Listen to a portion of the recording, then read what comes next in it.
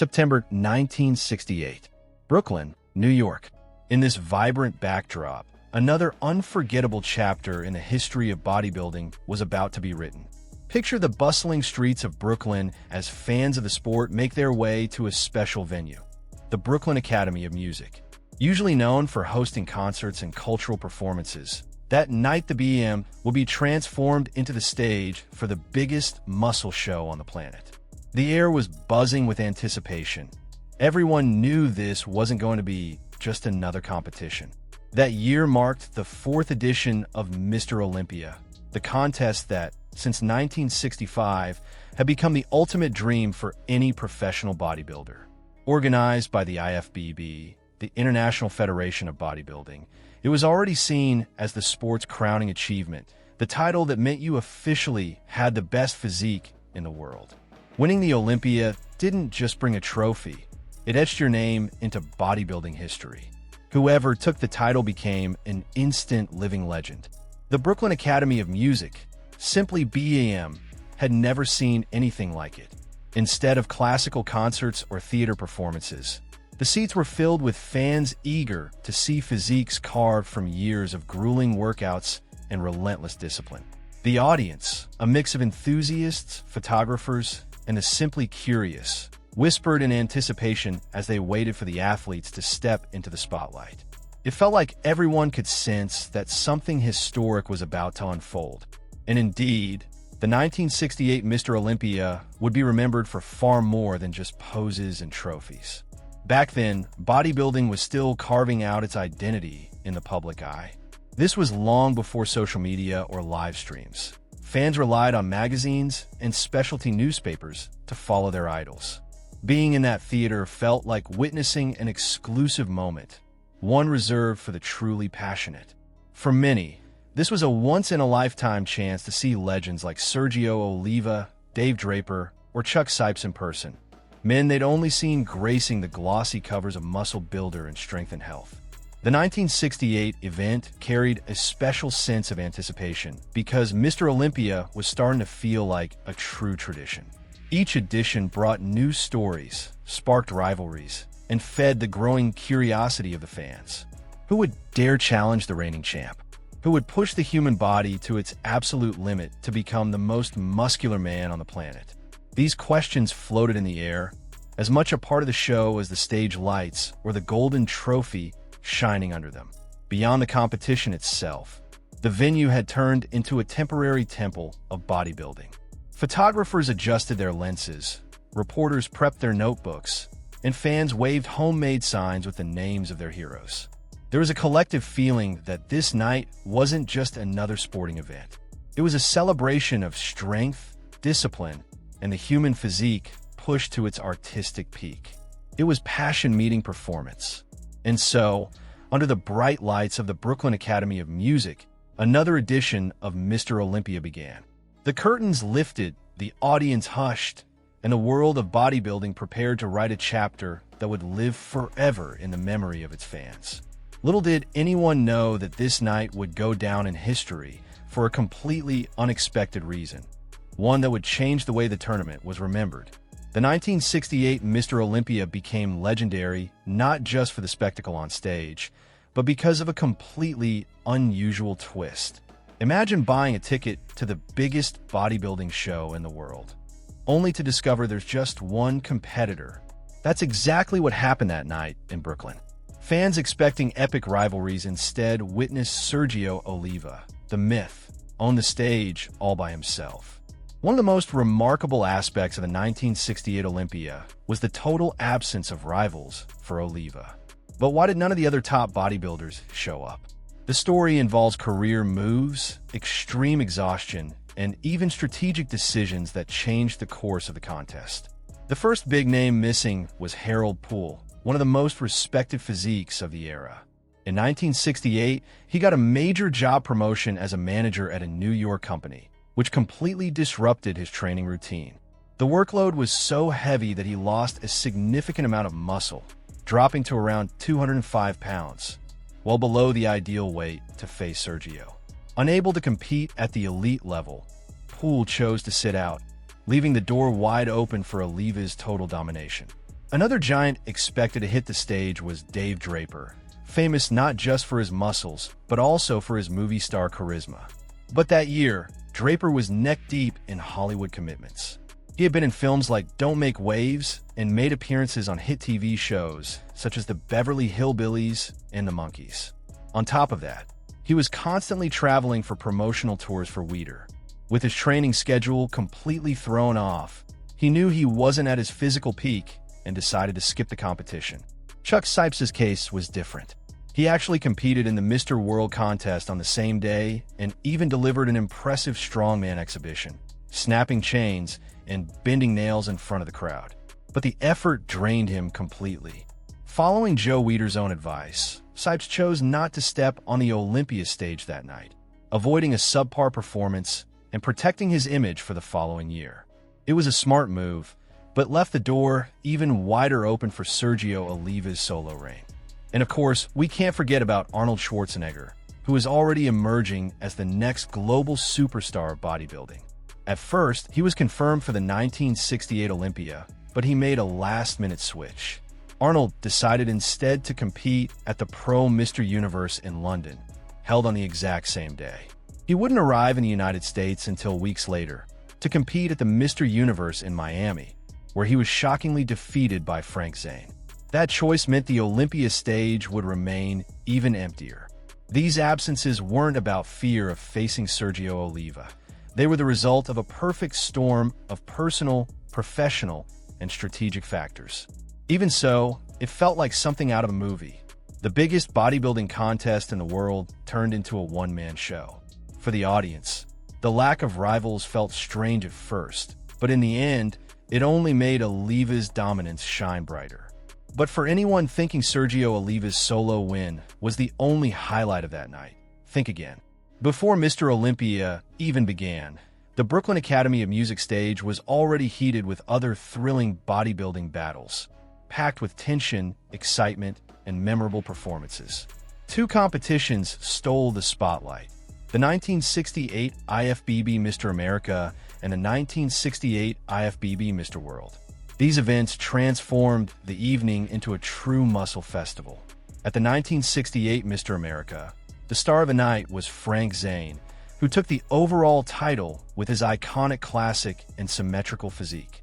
It was his third consecutive win in his class, solidifying his reputation as the master of aesthetics. The crowd couldn't get enough of his balanced proportions, a sharp contrast to the extreme mass that was starting to dominate the sport. That night, many realized Zane was carving his own unique path in bodybuilding, one that would eventually lead him to the Mr. Olympia throne. Alongside Zane, other standouts kept the crowd roaring. Rock Stonewall took the short class title, proving that height is no barrier when you bring razor-sharp definition and dedication. In the tall class, Don Peters stole the show, demonstrating that the lineup was packed with future stars. Every routine was met with cheers and applause as the crowd geared up for the main event of the night.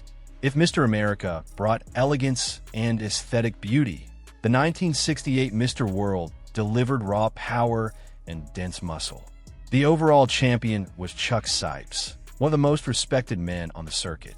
On top of the title, he grabbed the Most Muscular and Best Arms awards, reinforcing his image as a powerhouse.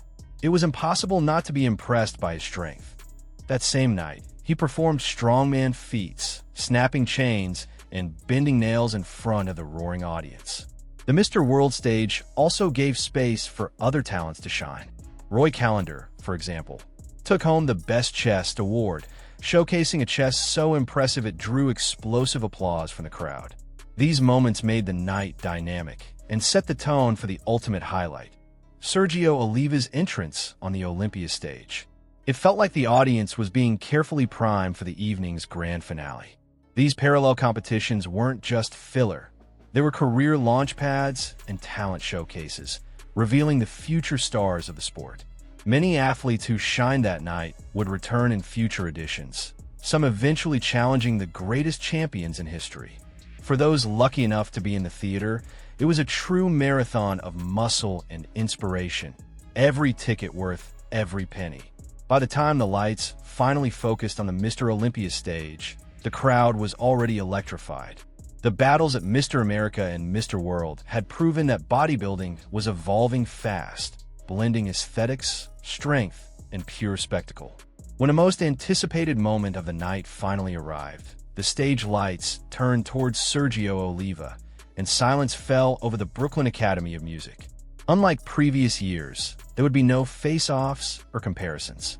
The champion would step out alone to show the world why he was called the Myth. With natural confidence and a physique that seemed almost unreal, Sergio began his posing routine, a performance that would go down in bodybuilding history. His 1968 physique was even more awe-inspiring than the year before. After his first Olympia victory, Sergio had worked tirelessly, perfecting the details that made him look like a living sculpture. His broad shoulders, massive arms, and dense legs contrasted with an impossibly narrow waist, creating the iconic V-taper silhouette that remains a reference to this day. Every pose displayed flawless proportions, and the crowd responded with a mix of shock and admiration. The audience, initially disappointed by the absence of competitors, quickly forgot their frustration. As soon as Sergio launched into his solo performance, the hall erupted. More Sergio!" shouted hundreds of fans who couldn't get enough of watching him pose. Every transition was fluid. Every movement seemed designed to hypnotize the audience, transforming the moment into a spectacle of art and power. Beyond his impeccable aesthetics, Sergio's stage presence was unmatched.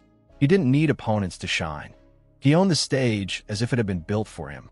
The audience stood, clapped, cheered, and even the judges couldn't deny the obvious. This was the best bodybuilder on the planet. In just a few minutes, any longing for a traditional showdown was gone.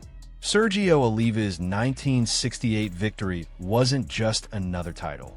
It was the solidification of his invincibility and his status as a living legend. With only 4 Mr. Olympia editions held up to that point, he became a back-to-back champion, etching his name into the sport's history. The $1,000 prize and the trophy were mere details compared to what really mattered: the coronation of the Myth. His solo performance also sent a clear message to the absentees and to all who dreamed of dethroning him. If he had been impressive in 1967, in 1968 he looked untouchable. This performance built enormous anticipation for the future of bodybuilding. Who could possibly step up to challenge Sergio Oliva? The 1968 Mr. Olympia chapter closed as a true legend. Sergio Oliva left the stage not only as a champion, but as the ultimate symbol of physical perfection and charisma. The crowd's reaction made it clear. Even without a contest, that night was historic.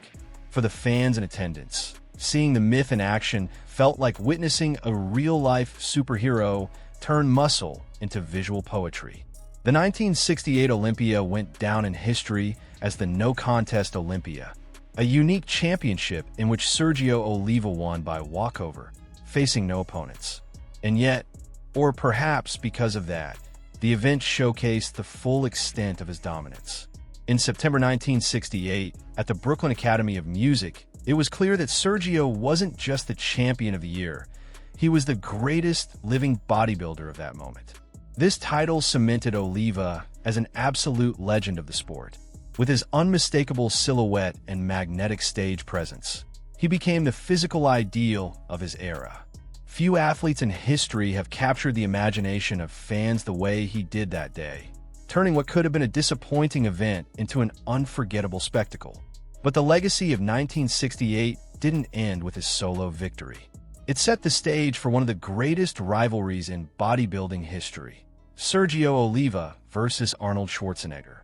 The Austrian, who had chosen to compete in London, would return in 1969 to challenge the Myth and begin a new era.